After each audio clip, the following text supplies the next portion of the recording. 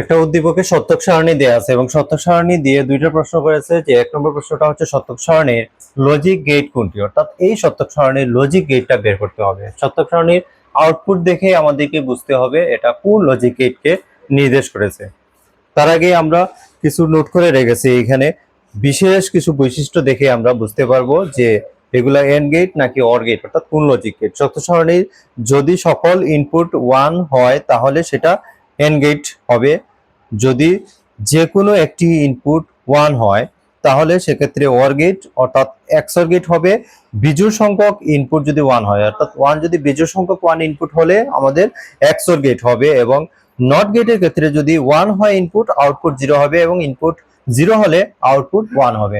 এই কয়েকটা লজিক যদি আমরা মনে রাখি তাহলে খুব সহজেই এই সত্যক সারণী থেকে লজিক গেট অর্থাৎ আমাদের যে প্রশ্নগুলো সলভ করা যাবে। তাহলে প্রথমে যে প্রশ্নটা আছে আমরা শুরু করি। সত্যক সারণীর লজিক গেট কোনটা হবে? এইখানে যে ইনপুটগুলো দেয়া আছে 0 0 1 1, আমরা যদি আলাদাভাবে এখানে একটা সারণী তৈরি করি জাস্ট বোঝার জন্য। ইনপুট এখানে দেয়া আছে এ এবং বি দেয়া আছে, ইনপুট এ এবং বি ইনপুট দেয়া আছে এবং আউটপুট এক্স দেয়া আছে। যেহেতু আমাদের ইনপুটগুলা দেয়া আছে এখানে 0 0 1 1 0 1 1 0 এবং আউটপুটগুলা এক্স ইকুয়াল টু দেয়া আছে এখানে 1 0 0 0, যেখানে হচ্ছে আমাদের বেজোড় সংখ্যক 0 হলে, বেজোড় সংখ্যক 1 হলে আমাদের আউটপুটটা 1 হয়। যে কোনো একটি ইনপুট 1 হলে আউটপুট 1 হয় অর গেটের ক্ষেত্রে। অর্থাৎ এটা হচ্ছে অর গেটের ক্ষেত্রে যে কোনো একটা ইনপুট যদি 1 হয় আউটপুট আলটিমেটলি 1 হবে। অর্থাৎ এখানে 0 0 আছে, তাহলে অর গেটের ক্ষেত্রে যদি আমরা কল্পনা করি 0 হবে। যে কোনো একটা 1 হইলেই 1, যে কোনো একটা 1, হ্যাঁ দুইটাই 1 আছে, অর্থাৎ যে কোনো একটা 1 হইলেই 1 1 0, যে কোনো একটা 1 হইলেই 1 1 একটা তো আছেই, তাহলে আউটপুট 1 হবে। এবং এইটাকে যদি আমরা নট করি, অর্থাৎ অর গেটকে যদি আমরা নট করি তাহলে হয়ে যাবে নর গেট, হয়ে যাবে আমাদের কি গেট? নর গেট।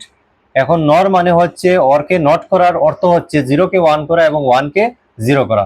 তাহলে 0 1 1 0, 1 হয়ে গেল 0 এবং 0 হয়ে গেল 1।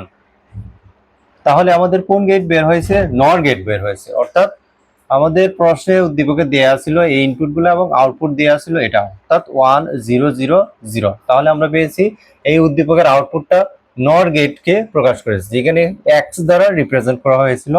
তাহলে আমরা পেয়েছি এখানে নর গেট। তাহলে সঠিক উত্তর হবে গ, নর গেট।